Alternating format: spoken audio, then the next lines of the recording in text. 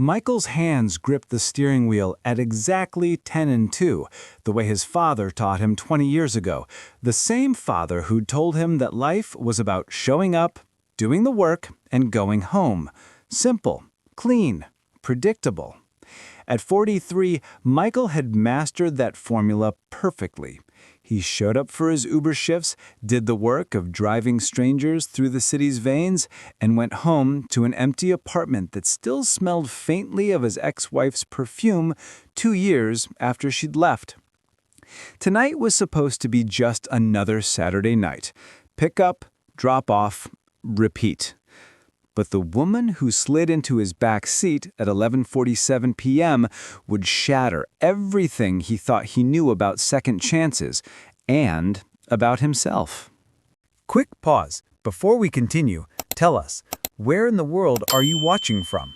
If you're enjoying these stories, make sure to hit subscribe, because tomorrow's episode is absolutely mind-blowing.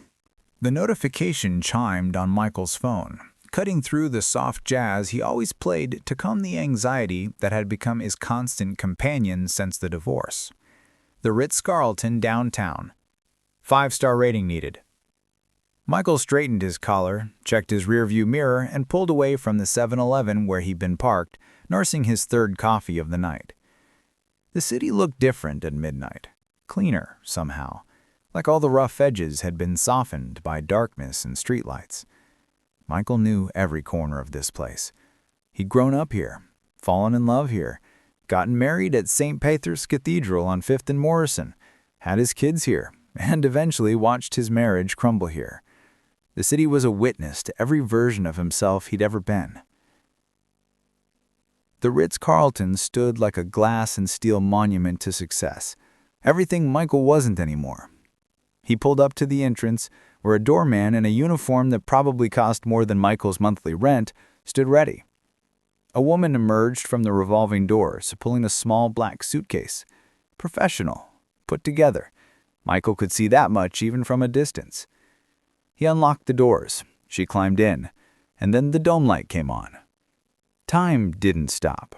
That was movie nonsense, but Michael's breath did catch somewhere between his lungs and his throat, and his heart did that strange stuttering thing it hadn't done in 15 years.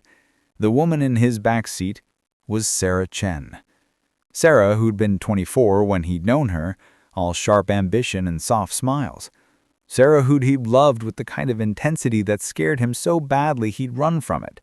Sarah, who'd cried in a coffee shop on a Tuesday morning when he told her he couldn't do this, couldn't be what she needed, couldn't commit to a future he was too afraid to imagine.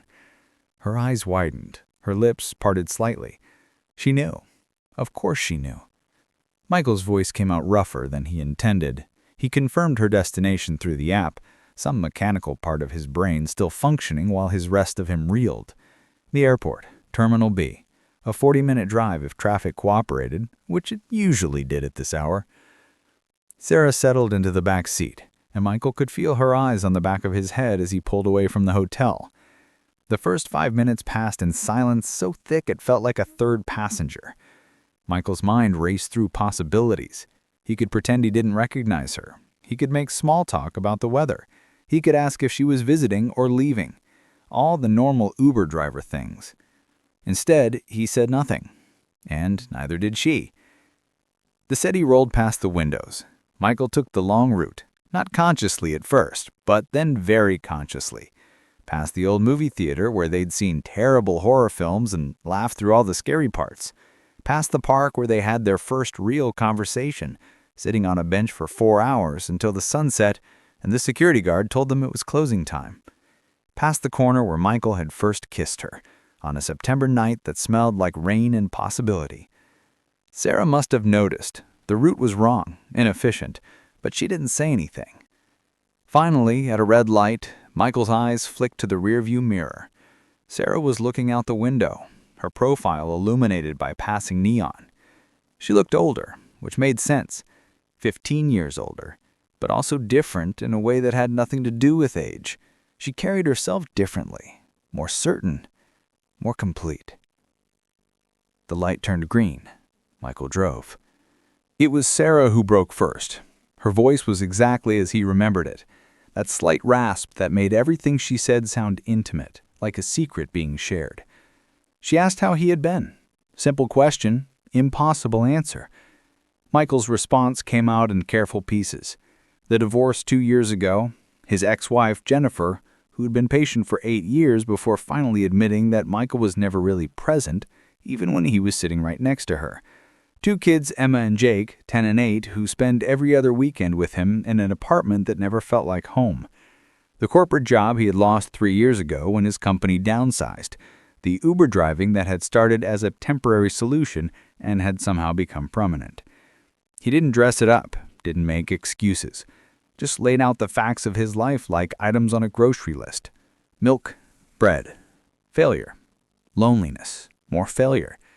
Sarah listened without interrupting. When he finished, the silence that followed wasn't judgmental, it was thoughtful. Then she began her story. After Michael had ended things, Sarah had done what she'd always threatened to do.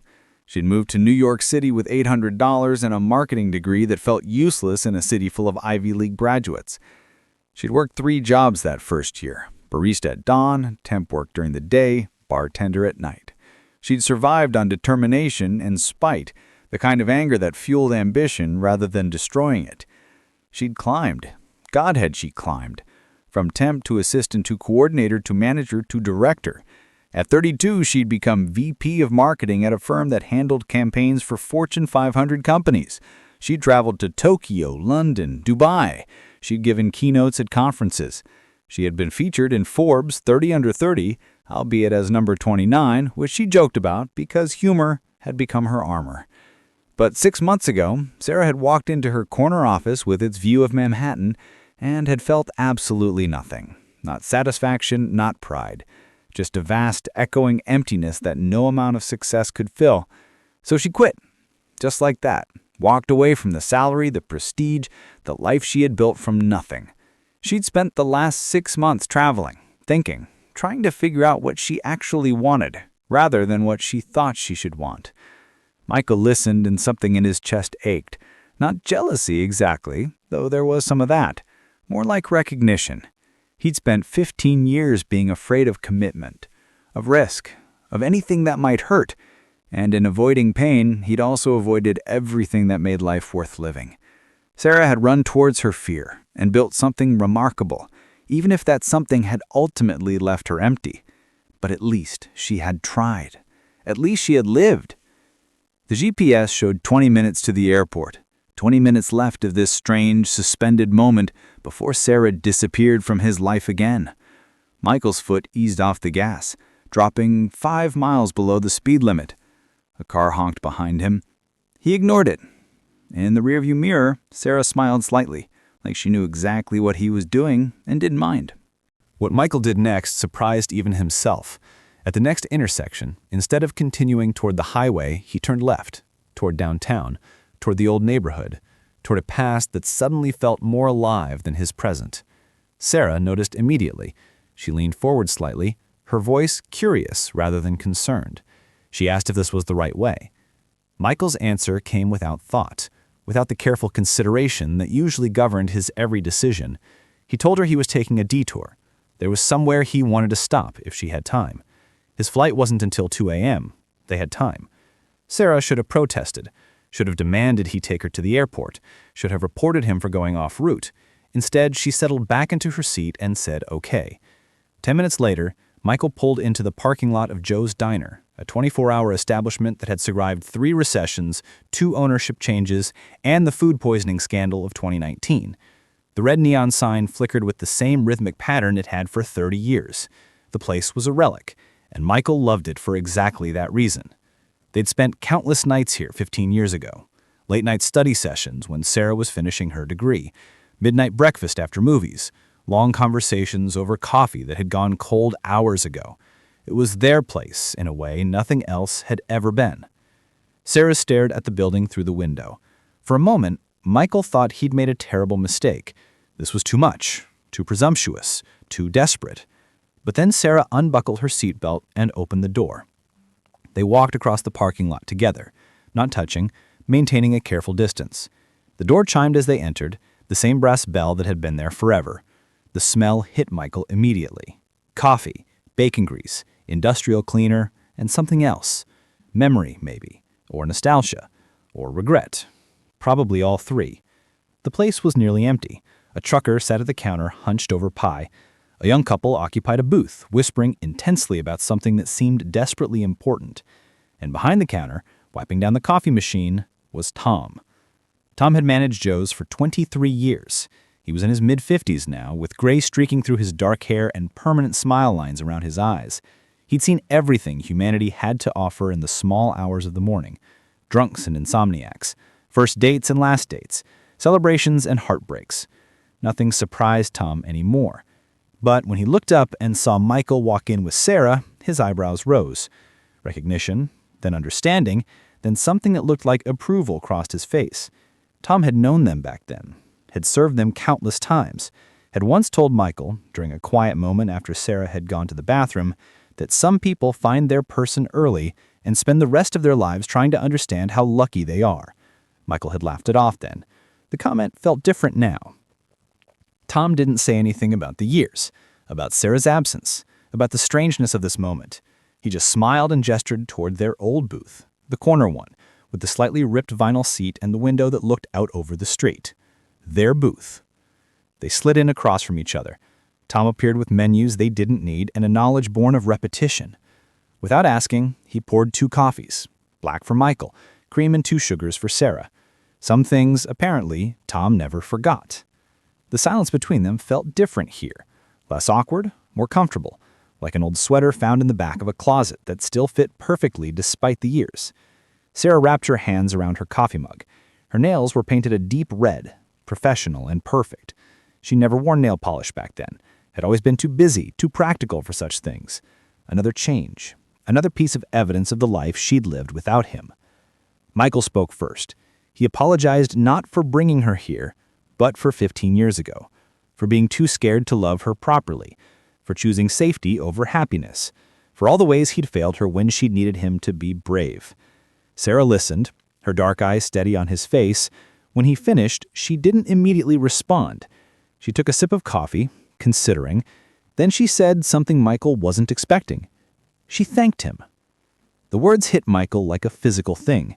He must have looked confused because Sarah laughed, a sound that was both familiar and strange. She explained, slowly, carefully, like she'd thought about this many times before. When Michael had ended things, Sarah had been devastated. She spent months crying, angry, lost. She had questioned everything about herself. But eventually that pain had transformed into something else. Determination, drive, a refusal to ever be that vulnerable again, to ever need someone that much again. She had channeled all that hurt into becoming successful, into proving that she didn't need Michael or anyone else to be complete. It had been unhealthy probably, definitely exhausting, but it had also made her who she was, strong, independent, capable. And now, with distance and therapy and a lot of self-reflection, Sarah could see that Michael's fear had actually been a gift, a painful one, but a gift nonetheless, because it had forced her to become herself rather than defining herself through someone else. Michael listened, and something in him broke and mended simultaneously. He had carried the guilt of hurting Sarah for 15 years, had let it become part of his identity.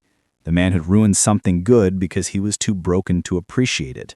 But Sarah was telling him that maybe his failure was her catalyst, that maybe sometimes people hurt each other and it leads to somewhere necessary.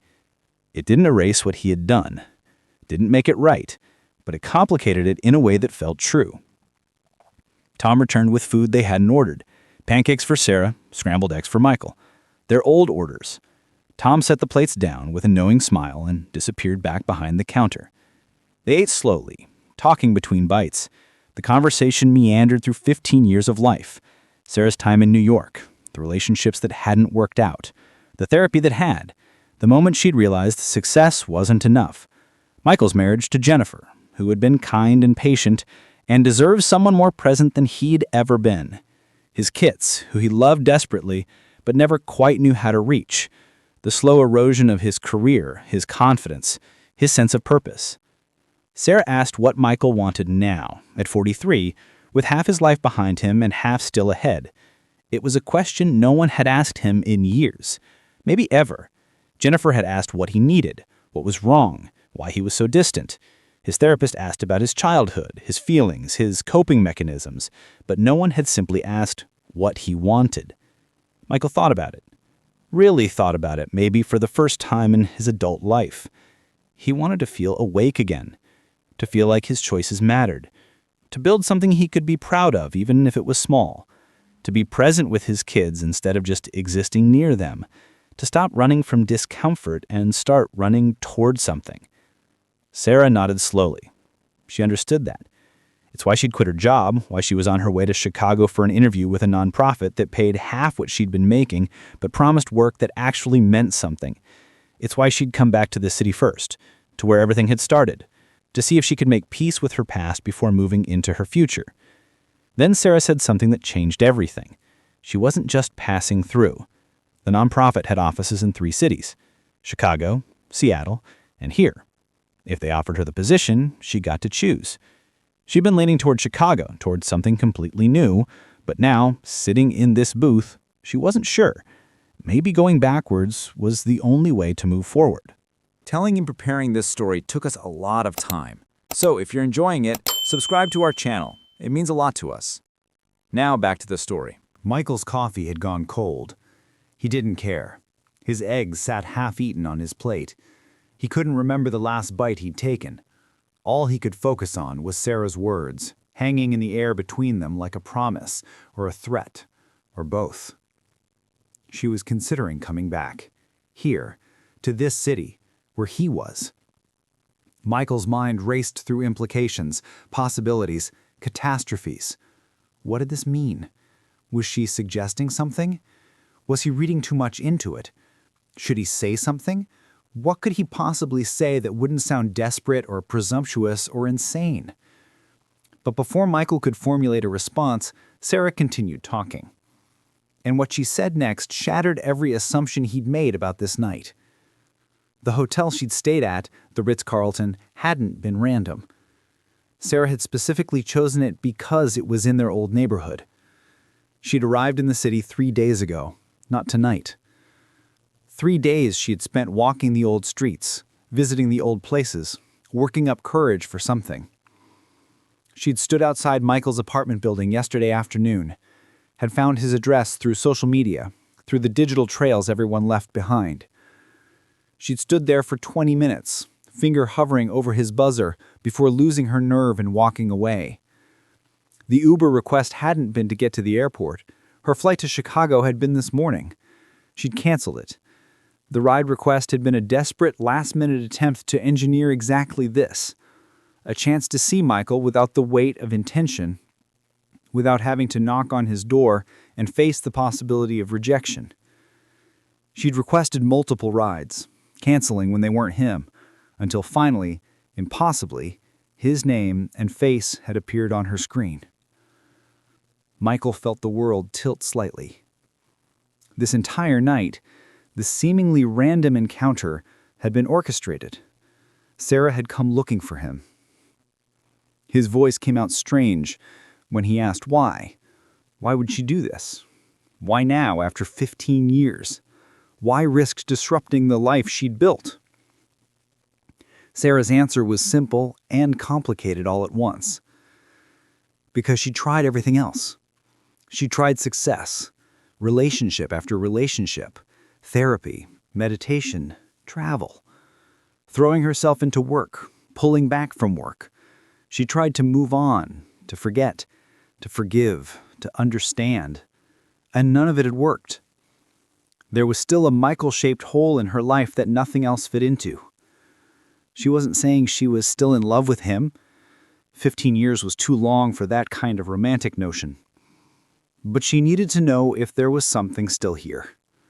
Some unfinished business that her soul couldn't rest without addressing. She needed closure. Or she needed a second chance. Or she needed something she couldn't quite name but would recognize when she found it. Michael listened to this confession and felt something crack open inside him. For 15 years, he'd believed he was the one carrying regret, the one haunted by what-ifs. He'd never imagined that Sarah might be haunted too. But she was, and she was brave enough to do something about it. Tom appeared at their table, coffee pot in hand. He refilled their mugs without comment, but his presence broke the intensity of the moment. Michael was grateful for it. He needed a second to breathe, to process, to figure out what the hell he was supposed to do with this information. After Tom left, Michael told Sarah about his marriage to Jennifer. Really told her, in a way he'd never told anyone. How he'd met Jennifer at a work conference 2 years after Sarah left. How she'd been easy to be with, undemanding, content with surface-level connection. How he'd proposed after 8 months because it seemed like the right next step, the thing a man his age should do. How the marriage was fine, perfectly fine, until it wasn't. How Jennifer had tried for years to reach the parts of Michael he kept locked away. How she'd finally, tearfully admitted that she'd spent 8 years competing with a ghost. Not another woman, but Michael's own unavailability, his emotional absence. How the divorce had been sad but not devastating, which was somehow worse than if it had hurt more. How his kids looked at him with polite distance, like he was a nice stranger who gave them presents twice a month. How he'd failed at the one thing that was supposed to fix him, to make him normal. How becoming a father hadn't magically made him emotionally available, just like getting married hadn't. How he'd spent 2 years driving strangers around the city, listening to their conversations, their problems, their lives, while his own life felt like something happening to someone else. How he woke up every morning in an apartment that wasn't home and went to sleep every night wondering if this was all there was. Sarah listened to all of it, and when Michael finished, his voice rough with admission, she reached across the table and took his hand. The contact was electric, not sexual, although there was some of that, but more than that. It was connection, real human connection, the kind Michael had been starving for without realizing it. Sarah told him something her therapist had said once, that some people spend their whole lives running from themselves, and they use other people, jobs, cities, addictions as vehicles for that running. That the only way to stop running was to turn around and face whatever they were running from. She asked Michael what he was running from, and Michael, for the first time in his life, told the truth. He was running from the fear that he was fundamentally broken, that there was something wrong with him, something missing, some crucial piece that other people had that allowed them to connect, to commit, to love without terror. That if anyone ever really knew him, saw all the way into him, they'd find nothing there worth knowing. It's why he left Sarah. Not because he didn't love her, but because he loved her too much, and was terrified that one day she'd see through him and realize he was empty inside. It's why his marriage failed. Because he'd kept Jennifer at arm's length, never letting her close enough to discover his fundamental inadequacy. It's why he was a mediocre father, because some part of him was convinced his kids were better off with distance, protected from his emotional unavailability. It was the fear that had governed every choice he'd made for 43 years. The words came out like a confession, like poison being extracted. Michael had never said any of this out loud, had barely admitted it to himself. But sitting across from Sarah in their old booth, with Tom's watchful presence in the background, the truth finally emerged. Sarah didn't let go of his hand. She squeezed it tighter. Then Sarah told Michael her truth, that she'd spent 15 years building an armor of success to protect herself from ever being hurt like that again. That she'd become so good at being independent that she'd forgotten how to let anyone in. That her relationships failed not because the men were wrong, but because she never gave them a real chance. That she was lonely in a way that had nothing to do with being alone and everything to do with being unreachable. That maybe we'd both been running from the same thing, from the vulnerability of being truly seen and the risk of being found wanting. Tom approached their table again, this time without the coffee pot. He slid into the booth next to Michael, uninvited but not unwelcome. His presence shifted the dynamic, but not uncomfortably. Tom had a story to tell, and they were going to listen whether they wanted to or not.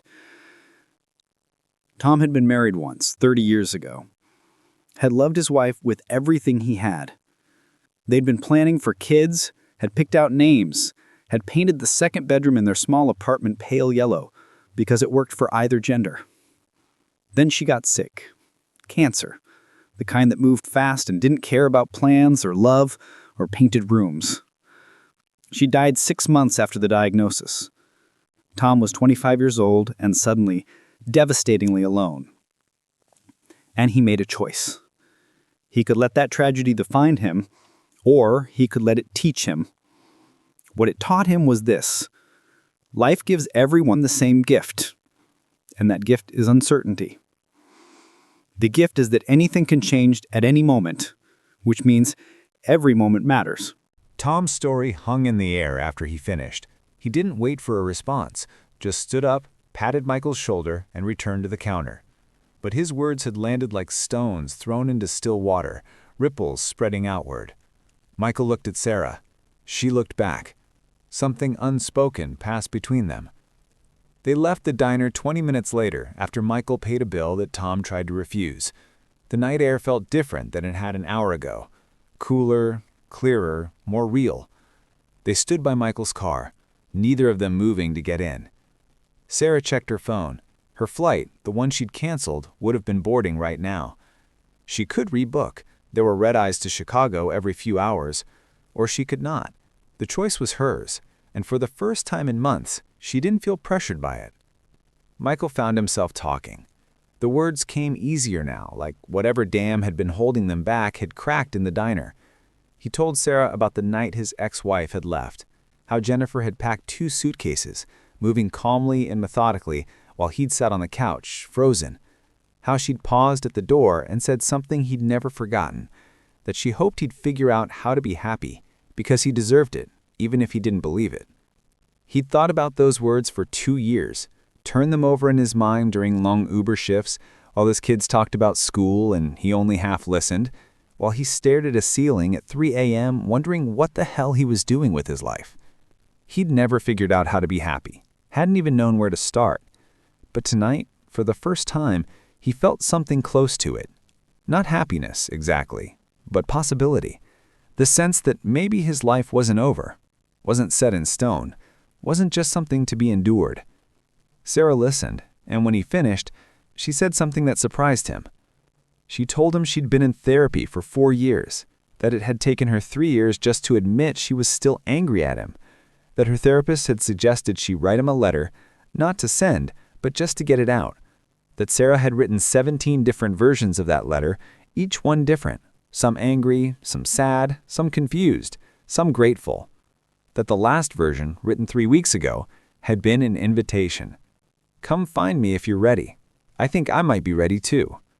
She'd never sent it, had been too scared, but she'd come back to the city anyway, pulled by something she couldn't quite name, and somehow, impossibly, here they were. Michael felt his chest tighten. The universe didn't work like this, didn't arrange such perfect coincidences, except maybe sometimes it did. Or maybe Tom was right, and uncertainty was the gift, and this moment was proof that anything could happen. He asked Sarah what she wanted to happen now. Sarah thought about it. She had a hotel room booked for 2 more nights. She had enough savings to not work for 6 months if she needed to. She had 3 job offers in 3 different cities. She had a life that was paused, waiting for her to press play in whatever direction she chose. She asked Michael what he wanted to happen, and Michael realized he knew. Had maybe known since Sarah slid into his back seat, or maybe since 15 years ago when he'd made the biggest mistake of his life. He wanted a chance to not be scared, to try, to risk being seen and found wanting because the alternative, the safety he'd chosen, had led him nowhere he wanted to be. He told her that, plainly, without poetry or grand gestures, just the simple truth of it. Sarah smiled, not the polite smile she'd given in the car, but something real and a little scared and a lot that hopeful. She said okay to trying, okay to seeing what happened, Okay to spending her 2 remaining nights in the city actually talking to Michael instead of walking past his apartment building. Okay to possibility. They got back in the car. Michael drove not toward the airport, but toward his apartment. They didn't talk about what this meant, what they were doing, or what the morning would bring. Those were questions for later. When they arrived, Michael's building looked shabby in the streetlight. The paint was peeling, the stairs creaked, and the hallway smelled vaguely of someone's overcooked dinner. It was nothing like the Ritz-Carlton, nothing like the life Sarah could have. But Sarah followed him up anyway. Michael's apartment was exactly what one would expect from a divorced man living alone. Clean enough to not be concerning, but sparse. A couch, a TV, some framed photos of his kids. Nothing on the walls, nothing that suggested permanence or personality or hope. Sarah walked through it slowly, taking it in. She didn't comment on what was missing. Instead, she noticed what was there. A bookshelf with actual books, well worn and organized by author. A guitar in the corner, dusty but present. A plant on the windowsill that was somehow still alive. She asked if he still played. Michael admitted he hadn't touched the guitar in 5 years. It had been his thing once upon a time. Before responsibility, before failure, before he'd convinced himself there was no room in a serious adult life for things like music. Sarah picked up the guitar, checked the tuning, made a face at how far off it was. She spent 5 minutes tuning it, her movements confident and familiar. Then she played something. Just a simple melody, nothing fancy, but it filled the apartment with sound, with life. She handed the guitar to Michael. His fingers found the strings like muscle memory, like coming home. He played badly at first, rusty and uncertain, but slowly the music came back. He played the song he'd written for Sarah 15 years ago, the one he'd never finished, never had the courage to play for her. He finished it now, made up an ending on the spot, fumbling and imperfect, but complete. When he stopped, Sarah was crying. Not sad crying, something else. She told him it was beautiful. Michael set the guitar down carefully, and then, because the night had already been so strange and honest and real, he kissed her. It wasn't like the movies. It wasn't perfect or passionate or earth-shattering. It was tentative and a little awkward. 2 people who'd changed in 15 years trying to find familiar territory. But it was real. And when they pulled apart, they were both smiling. Sarah stayed that night. They didn't sleep together, not in that way. Instead, they stayed up till dawn talking, really talking, the way they had 15 years ago, about everything and nothing. About the lives they'd lived and the lives they wanted, about fears and hopes, and the terrifying possibility that maybe, just maybe, they could try again. As the sun came up through Michael's window, painting the sparse apartment in gold light, Sarah's phone rang. The nonprofit. The job offer. They needed an answer by Monday, tomorrow. She looked at Michael, and he looked back, and neither of them knew what came next. But for the first time in years, they were willing to find out together. Sarah took the call in Michael's kitchen, and he could hear the murmur of her voice through the thin walls. When she came back 10 minutes later, her expression was unreadable. She'd told them she needed until end of day Monday. They'd agreed. She had 36 hours to choose between Chicago, Seattle, or here. Michael made coffee while Sarah sat on his couch, staring out the window at the city waking up. Sunday morning. The streets were quiet. Somewhere, church bells were ringing. Normal people were doing normal things. And here they were, 2 broken people trying to figure out if they could fix each other, or if that was even how it worked. Sarah spoke without looking at him. She needed to be honest about something. The confession came slowly, painfully. Sarah told Michael that when she'd quit her job, it hadn't been entirely by choice. She'd been having panic attacks, severe ones that landed her in the emergency room twice. The pressure, the performance, the constant need to be perfect had finally broken something in her. Her therapist called it burnout with acute anxiety. Sarah called it a reckoning.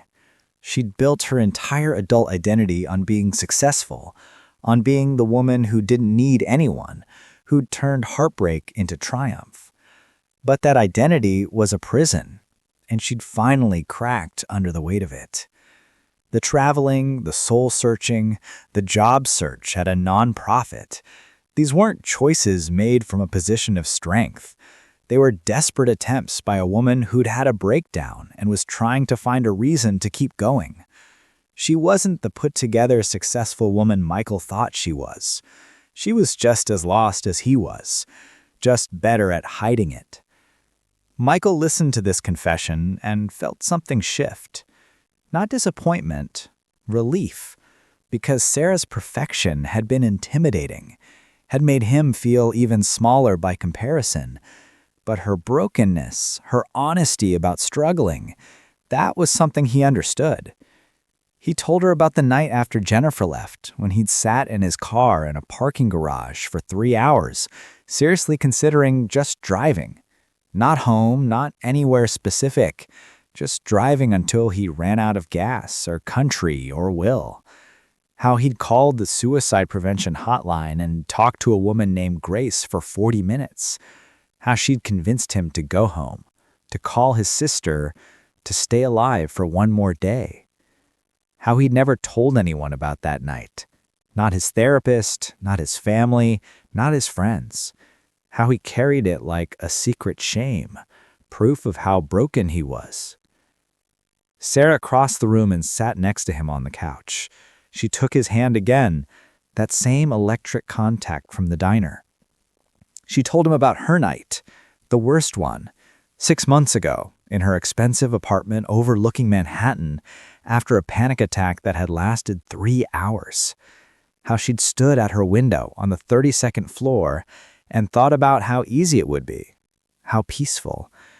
How she'd called her mother in California, and her mother, who barely spoke English, had somehow understood and had talked to her until sunrise in a mixture of Mandarin and broken English. How Sarah had never felt more alone or more grateful to be alive. They sat there on Michael's cheap couch as Sunday morning turned to afternoon, confessing their darkest moments, not because it was romantic or healing or any of the things therapy promised, but because hiding had stopped working, and maybe honesty was the only thing left to try. The rest of Sunday passed in a strange, suspended way. They ordered food, watched bad TV. Sarah borrowed Michael's shower and one of his old t-shirts. They napped on opposite ends of the couch, not touching, but not apart either. Michael's phone rang in the evening. His daughter, Emma. Their weekly FaceTime call. He'd completely forgotten.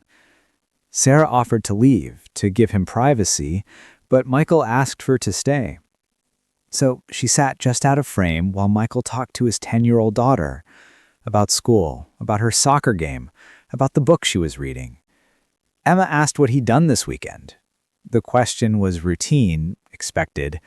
Michael usually said nothing much, watched some TV, drove some shifts. But today he told the truth. He'd run into an old friend. They'd talked all night. He was having a good weekend, maybe the best one in a long time. Emma looked surprised, then suspicious, then pleased. She asked if the friend was a lady friend, in that knowing way kids had. Michael laughed and said yes, an old friend from a long time ago. Emma studied him through the screen. Then she said something that hit Michael like a truck. She said he looked different, happier, that she liked it. After they hung up, Michael sat with his phone in his hand, staring at nothing. Sarah asked if he was okay. He told her what Emma had said, that his 10-year-old daughter had noticed a change in him after one day of honesty, of connection, of letting someone actually see him. What did that say about the last 2 years? About the father he'd been? Sarah didn't have an answer for that, but she told him something her therapist said. That awareness was the first step, that you couldn't change what you couldn't see, that maybe Emma noticing was a gift, evidence that change was possible and visible. Monday morning arrived too quickly. Sarah's deadline loomed. She had until 5 p.m. to tell the nonprofit which city she wanted. They spent the morning walking the city, Past the old movie theater, closed now, a victim of streaming services.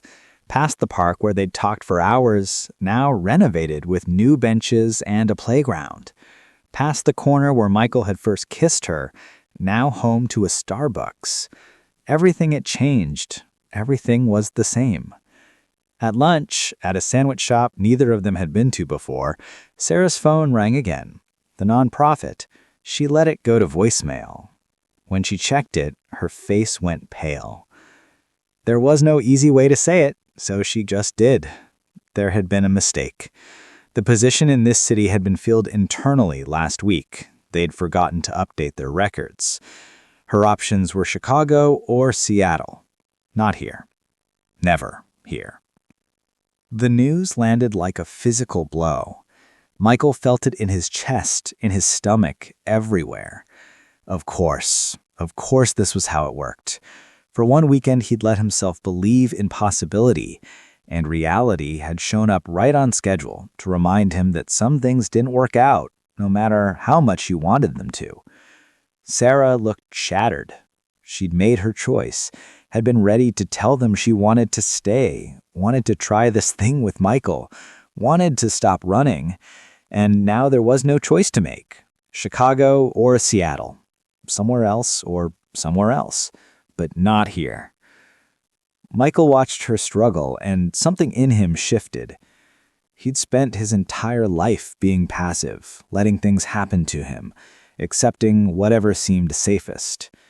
But sitting in that sandwich shop, watching Sarah try not to cry, he made a decision.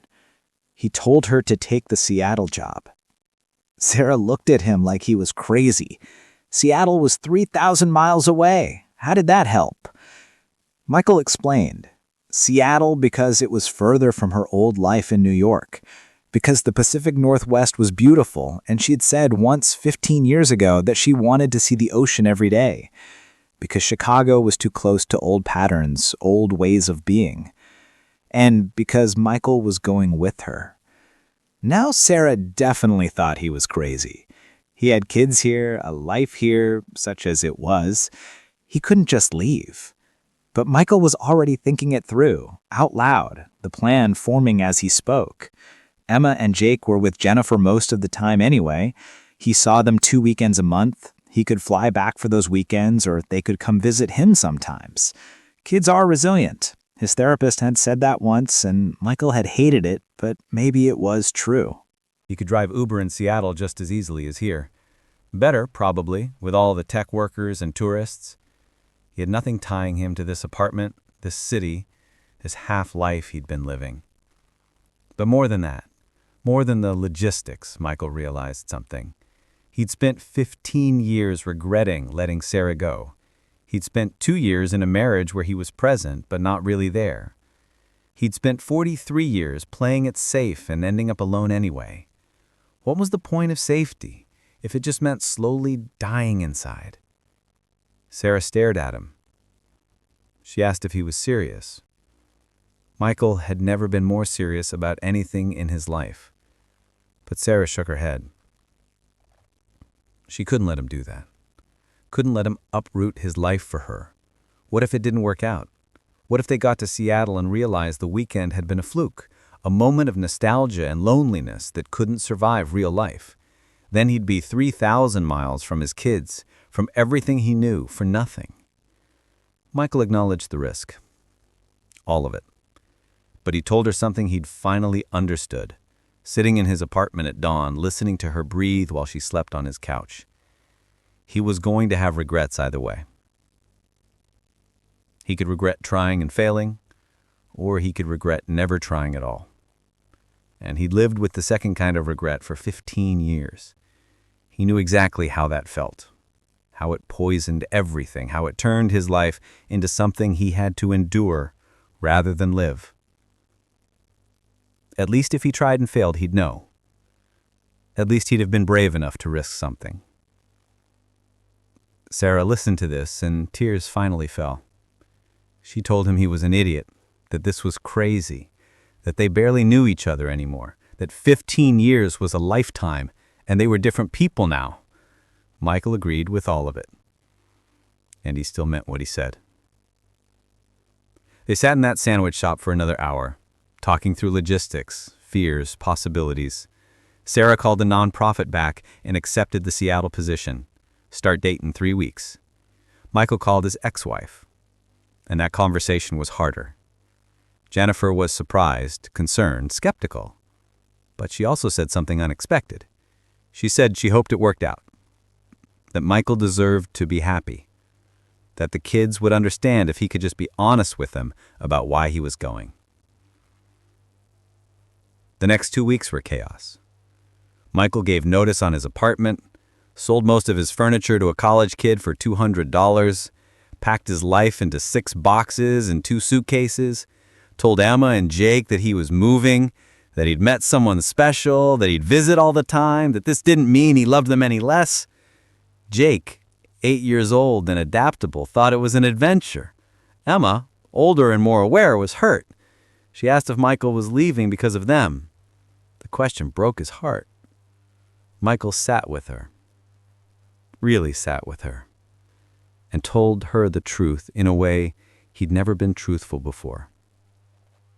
He told her he'd been sad for a long time, even before the divorce, that he'd been going through the motions but not really living, that meeting Sarah again had woken something up in him, had made him want to try being happy instead of just existing, that he loved Emma and Jake more than anything, but he also needed to show them that it was okay to take risks, to be brave, to choose joy, even when it was scary. Emma didn't fully understand, but she nodded. She made him promise to call every day, not just the scheduled FaceTime. Michael promised. The night before Michael and Sarah's flight to Seattle, Tom called. He'd heard through the grapevine that Michael was leaving.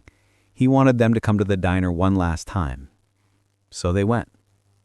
And Tom was waiting, with pie and coffee, and he told them one more story, about chances, about courage, about the fact that the biggest risk in life was living so carefully that you never really lived at all. They left the diner at midnight, and Michael looked back one last time at the red neon sign flickering in the darkness. Then he got in the car with Sarah, and they drove toward whatever came next. Seattle was beautiful and gray and expensive and nothing like what either of them expected. Sarah's nonprofit job was demanding but meaningful, working with refugee resettlement. Michael drove Uber and spent his free time exploring the city, trying to figure out who he was when he wasn't running from himself. The first month was hard. They rented a small apartment in Capitol Hill, and suddenly they were living together, really together, not just visiting or dating, but sharing space and bills and the mundane details of life. They fought about dishes and money and whether the thermostat should be set at 68 or 72. Sarah's anxiety came back in waves. Some nights she'd wake up gasping, convinced she'd made a terrible mistake, that she'd sacrificed her career for a relationship that was doomed. Michael would hold her and wonder if she was right. Michael flew back to see his kids twice that first month, and each time it got harder.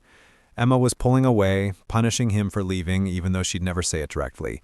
Jake was fine on the surface, but had started having nightmares. Jennifer reported this over the phone, her voice carefully neutral, but with an undercurrent of, "I told you so." Michael lay awake at night wondering if he'd made the right choice, if he was being selfish, if he was a terrible father. Sarah would find him on the couch at 3 a.m. staring at nothing, and she'd know what he was thinking without asking. By month 2, they were barely speaking, not fighting, which might have been healthier, but retreating into themselves. Sarah threw herself into work. Michael drove longer shifts, came home exhausted, fell asleep on the couch. One Tuesday night in October, Sarah came home to find Michael packing a suitcase. She asked where he was going. Michael said he didn't know. Maybe back home, maybe just away. He couldn't do this anymore. Couldn't handle the guilt about his kids, couldn't handle the pressure of making this work, couldn't handle watching Sarah struggle and knowing it was partially his fault. Sarah listened to this, and then she did something Michael didn't expect. She started packing too. She told him if he was leaving, she was coming with him, not back to their old city, but somewhere else, somewhere new for both of them, because she was done running too, done building lives that looked good on the surface but felt empty inside. They'd either figure this out together, or they'd fail together, but she wasn't letting him disappear again. Michael looked at her, at this woman who was supposed to have all the answers, who was just as lost as he was, and he started laughing. Not happy laughing, but the kind of laughter that comes when things are so absurd you can't do anything else. Sarah started laughing too. They sat on the floor of their apartment, surrounded by half-packed boxes, laughing until they cried. And then they talked. Really talked, for the first time since moving, about how hard this was, about how they'd romanticized their history and forgotten that real relationships took work, about how they were both broken people who had somehow convinced themselves that being broken together would be easier than being broken alone, about how maybe it wasn't easier but it was real, and real was something neither of them had had in a long time. They unpacked the suitcases, made a plan. Couples therapy, which neither of them wanted but both of them needed, a schedule for Michael's visits home that was sustainable, boundaries around work for Sarah, date nights, actual dates where they remembered why they were doing this. It got better slowly, not in a straight line, but in fits and starts. Sarah's panic attacks became less frequent.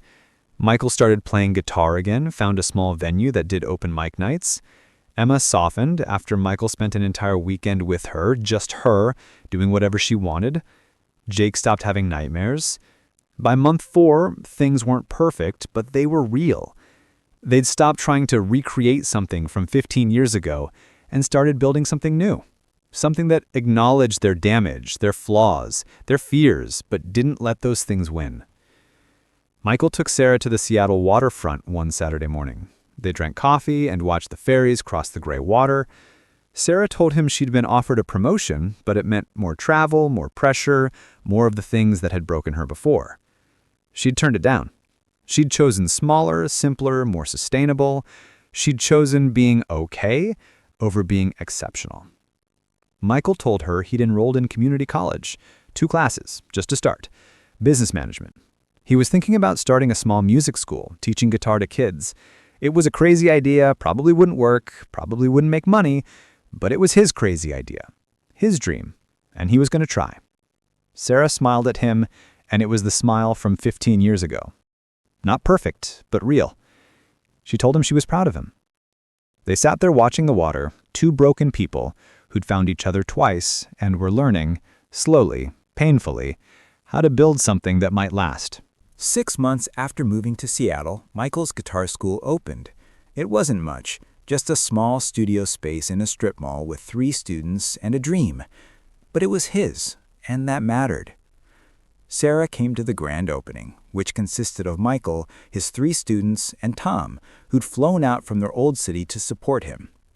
Tom brought a bottle of champagne and a framed photo from the diner, the booth where everything had started.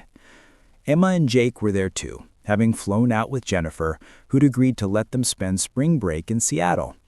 Emma played a song she'd learned, not from Michael but from YouTube, and Michael had never been prouder. Jake asked if he could take lessons, and Michael's heart expanded in a way he didn't know was possible. Jennifer pulled Michael aside during the celebration. She told him he looked different, lighter, more present. She said the kids had noticed too, that Emma had told her last week that Dad seemed actually happy now, not just pretending. Jennifer said she was seeing someone, a man from her book club who made her laugh and didn't carry the weight of the world on his shoulders. She wanted Michael to know that she'd moved on, that he could stop feeling guilty, that sometimes things ended so better things could begin. Michael thanked her, meaning it. They hugged, and it wasn't awkward or loaded. It was just 2 people who'd tried their best and had finally found peace with how things turned out. That night, after everyone left, Michael and Sarah sat in the empty studio. The walls were painted a cheerful yellow. There were posters of famous guitarists, a small couch, 5 guitars ranging from child-size to adult. It smelled like new paint and possibility. Sarah asked Michael if he was happy. Michael thought about it, really thought about it. 6 months ago, he would have said no automatically, would have cataloged all the ways he was still broken, still failing, still not enough. But tonight, in this space he'd created, after watching his daughter play music and his son ask to learn, After Jennifer's benediction and Tom's support and Sarah's steady presence beside him, he could honestly say yes. Not perfect happiness, not the kind of happiness that meant nothing was wrong or hard or scary, but the kind of happiness that came from trying, from building, from showing up for his life instead of just enduring it. Sarah told him she was happy too. The nonprofit work was challenging but rewarding. She'd started mentoring a young woman from Somalia who reminded her of herself at 24, all sharp edges and determination. She'd made friends, real friends, not just networking connections. She'd found a therapist she actually liked, who called her on our bullshit and made her laugh. She'd found a life that felt like hers, not a performance of what she thought her life should look like. They locked up the studio and walked to their car, hand in hand. The Seattle rain had started, that soft mist that wasn't quite rain, but left everything damp. Sarah complained about it, like she did every time. Michael had learned to love it, the way it made the city feel quiet and intimate. On the drive home, Michael's phone rang. Emma, calling outside their scheduled time. He answered, concerned, but she just wanted to tell him about a song she'd heard on the radio that she thought he'd like. They talked for 10 minutes about music, about nothing important, about everything important. When he hung up, Sarah was smiling at him. She told him he was a good father, not perfect, but good, present, trying, and that was enough. Michael wanted to believe her. Some days he did. Some days he still struggled with the guilt, the fear that he was being selfish, that his kids would grow up resenting him for choosing his own happiness. But then he remembered what he'd told Emma about showing his kids that it was okay to be brave, to choose joy, to build a life that felt authentic even when it was hard. He couldn't teach them that by being miserable. He could only teach them by living it. They got to their apartment, the one they'd almost left, and made dinner together. Sarah was a terrible cook, and Michael wasn't much better, but they'd learned to laugh about it. They ate slightly burnt stir-fry and talked about their days, about the refugee family Sarah was helping settle, about the nervous father who'd signed his daughter up for guitar lessons and had stayed to watch the entire first session. After dinner, Michael played his guitar while Sarah read on the couch. It was domestic and ordinary, and nothing like the grand romance either of them had imagined 15 years ago. It was better than that. It was real. Before bed, Sarah asked Michael something she'd been thinking about. She asked if he ever regretted it. Coming to Seattle, upending his life, risking everything for something that could have easily failed. Michael considered the question seriously. There were hard days. Days when he missed being close to his kids. Days when money was tight and the guitar school felt like a pipe dream. Days when he and Sarah fought and he wondered if they were just two broken people breaking each other. But no, he didn't regret it, because regret was what he lived with for 15 years, and he finally understood the difference. Regret was looking back at chances not taken, risks not risked, life not lived. What he had now, even with all the struggle, wasn't regret. It was just life. Messy and complicated and beautiful and hard and completely, utterly worth it. He told Sarah that. Told her that he was grateful for the Uber ride that had brought them back together, for her courage in coming to find him, for Joe's diner and Tom's wisdom and the chance to start over even when they'd both thought it was too late.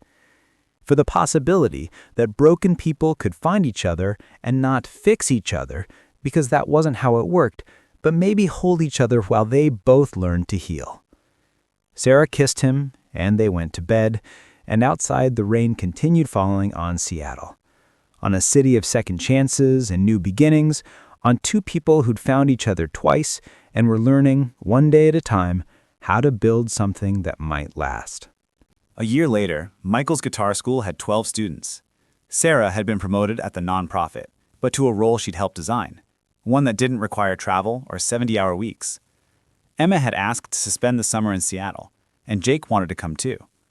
Jennifer was engaged to the man from book club, and she'd thanked Michael for letting her go, for freeing them both to find happiness. Tom visited twice a year, always bringing pie from Joe's diner, always reminding them that life's gift was uncertainty, was the possibility that anything could change at any moment. Michael and Sarah still thought sometimes, still had hard days, still wondered if they were doing it right. But they'd stopped expecting perfection and had started accepting reality, which turned out to be enough. On the anniversary of that first Uber ride, Michael took Sarah back to the airport, not to leave, but to recreate the moment that had started everything. They sat in his car in the pickup lane, and Michael told her the truth he'd finally learned, that there was no such thing as too late, that second chances came to those who are brave enough to recognize them and wise enough to take them, that broken people could build beautiful things if they were honest about their brokenness and willing to do the work, that love, real love, wasn't about finding someone who completed you or fixed you or made you whole. It was about finding someone who saw your damage and chose to stay anyway, someone who would sit with you in the dark places and not try to drag you into the light, but just be present while you found your own way there. That happiness wasn't a destination you reached, but a practice you committed to. Some days you'd fail at it, some days you'd get it right, but showing up, trying, choosing courage over safety, that was what made life worth living. Sarah listened, and then she told Michael her truth. That finding him again had saved her, not because he'd fixed her problems or made her whole, but because he'd reminded her that she was allowed to be human, allowed to struggle, to fail, to be imperfect and still be worthy of love. That the best thing he'd ever done for her wasn't staying 15 years ago, wasn't even coming to Seattle. It was showing her that it was okay to choose smaller, simpler, more authentic, over bigger, better, more impressive. That success wasn't measured in titles or salaries or other people's approval, but in whether you could look at your life and recognize yourself in it. They sat in that car, in the airport pickup lane, and understood that they'd both spent years running from themselves, and that finding each other again hadn't been about completing each other, but about finally stopping running long enough to face the truth of who they were and deciding that was enough. The truth that Michael learned after 43 years of fear and failure and running was simple. That ordinary people could have extraordinary impacts, not through grand gestures or perfect choices, but through small acts of courage repeated daily. Through choosing honesty over comfort, through showing up even when it was scary, through admitting brokenness rather than hiding it, through trying even when failure was possible, even when it was likely. That his kids would remember not the perfect father he'd never been, but the honest father he'd learned to become. That Sarah would value not the relationship without problems, but the relationship where they faced problems together. That he would look back not on a life without mistakes, but in a life where he'd been brave enough to risk making them. That the last ride, the one that had started everything, hadn't been the end of anything. It had been the beginning of everything that mattered. And that beginning had required nothing more than recognizing a moment of possibility and having the courage to say yes to it. Michael and Sarah drove away from the airport together, toward their life, their beautiful, messy, imperfect, extraordinary, ordinary life. And somewhere behind them, Tom was probably wiping down the counter at Joe's Diner, smiling at the memory of two broken people who'd found their way back to each other and forward into something new. The gift, Tom had said, was uncertainty. The gift was that anything could change at any moment. The gift was now. Always now. Always the possibility that today could be the day everything shifted, if you were just brave enough to let it. Michael and Sarah had learned to unwrap that gift. And in doing so, they learned the most important lesson of all. That it was never too late to start living the life you'd been too afraid to try. The end. Up next, 2 more incredible stories are waiting for you right on your screen. If you enjoyed this one, you won't want to miss these. Just click to watch and don't forget to subscribe.